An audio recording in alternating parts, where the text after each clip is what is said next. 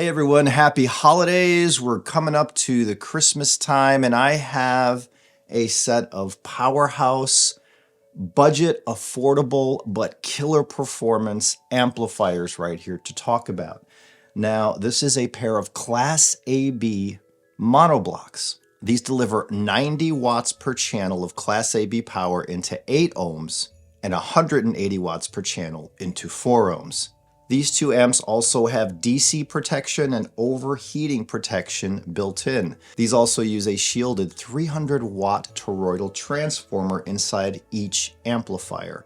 These come in a sleek metal casing. They do not run hot, they run just slightly warm.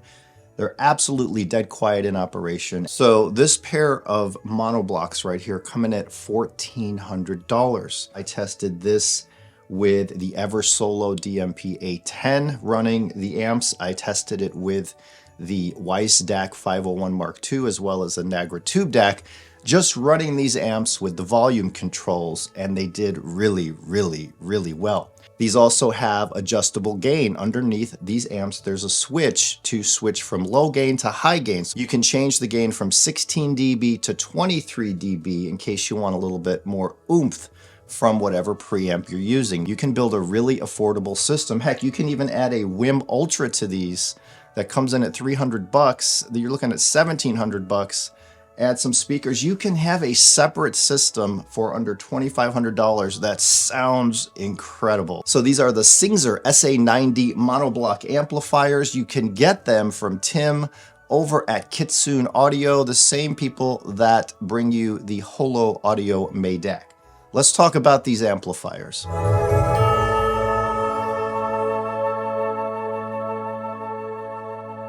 So the Singzer SA90 monoblock amplifiers are pretty affordable in the realm of a powerful Class AB amplifier.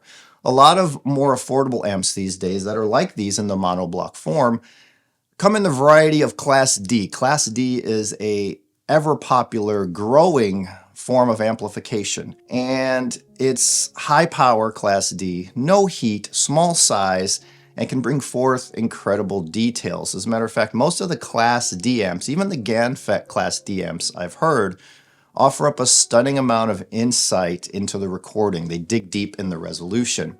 Class AB designs can produce mid to high power. They sound a bit juicy, they sound a bit impactful, they're a little bit richer sounding than most Class D amps. They might not pull out all of the extreme resolution and detail of the finest Class D GaN these days, but Class AB has been around a long time. They're tried and true, they're trusted, the designs are mature, and this amp technology sounds really good because there's body and beef and foundation to the music, where some of these Class D designs, some of them, not all, can get a little bit lean sounding, right? So Class AB amp technology is mature, and these sound incredible for the money. Now, these are made in China, but they're made to a pretty high quality. Looking inside one of these, you can see the attention to detail, the toroidal transformer, and everything that went into this design. So on the back of these amps, you have RCA and XLR inputs. I tested it with both, and I seem to prefer the sound of the RCA inputs on these amplifiers. I don't know why, it just had a little bit more of a lively, richer presentation. It could have been the cables I used that showed the differences, but I did end up running these mostly with RCA interconnect. So some may ask if these have any bias into Class A. A lot of times Class AB designs, usually the really pricey ones, they have some of the first initial wattage into Class A, and Class A brings a little bit more of a cleaner, organic, lit up sound in the treble, a little bit beefier in the mids, and just fantastic bass. So these are not going to put out really any power into Class A. So these amps right here will put out about a half a watt into Class A. So don't count on these to be giving you any type of big Class A wattage like 5 or 10 watts. It's about a half a watt. So when I plugged these in, I expected them to have some transformer buzz because I do have a little bit of DC on my line here, and I've used DC filters in the past, some with success. The Puritan Audio PSM 156 has that kind of built in. These also have DC protection built in. Now there's a master switch on the back of each amplifier where you turn it on or off. When you turn it on, it goes into a standby mode. And on the front here, you have your standby button. So these will always be ready and waiting for you to listen. And when you push these standby buttons on, which actually say mute, so it's almost like a mute switch according to what it says right here. And they're always ready to go. There's no pops, there's no crackles. I could turn these on and off. There's no pop or crackles coming through my speakers. So let's talk about briefly what these sound like. And of all of the amplifiers I've heard in this room over the years, these remind me closely to the Kinky Studios EXM1 I had in here a few years ago, that integrated amp. It was powerful. It had a impactful, a little bit incisive, but organic type of sound. And that's what these kind of do. They're not masters of detail or resolution. You're not going to get the type of resolution from these that you get from a $20,000 amplifier, but that's not what these are all about. You're going to get quite a bit of resolution from these. The details are there.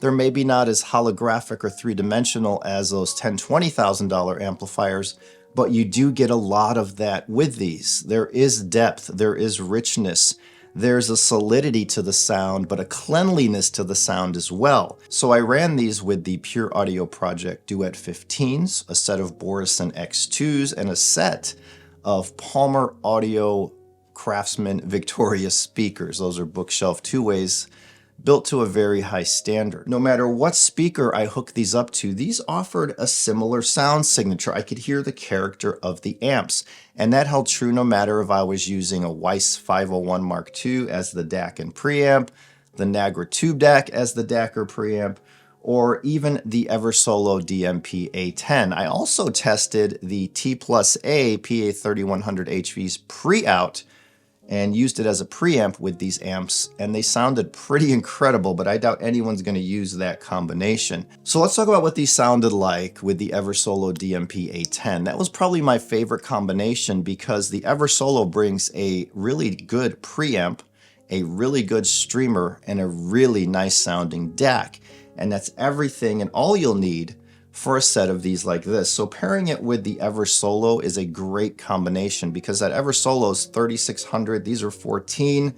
So you're looking at around $5,000 for a pre-streamer DAC and monoblock amplifier solution. Add whatever speakers of your choice and you have a complete system ready to go. With the Eversolo, these sounded alive. They sounded expressive. They sounded a bit juicy and wet, right? They have that impactful sound. These are not dry sounding amplifiers. They have that Class AB drive, but they sounded superb with the Pure Audio Project Duet 15s because those are 94 dB efficient, I believe, 92 to 94.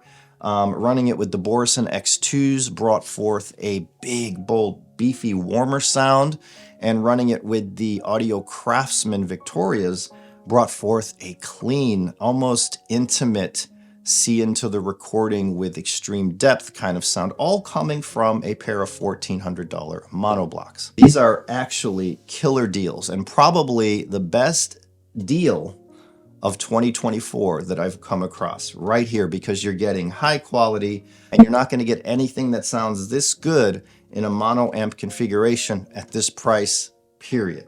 I'll put a link in the description below of where you can check these out or order them if you want. I don't make commissions. I was not paid for this review and I do not get to keep these amps. They're going right back to Tim. All right, everyone, I hope you enjoyed this video. It was quite simple, quite short. There's not much to say about these because this is just one of those values that I wanted to bring to you guys to put on your radar, to check these out.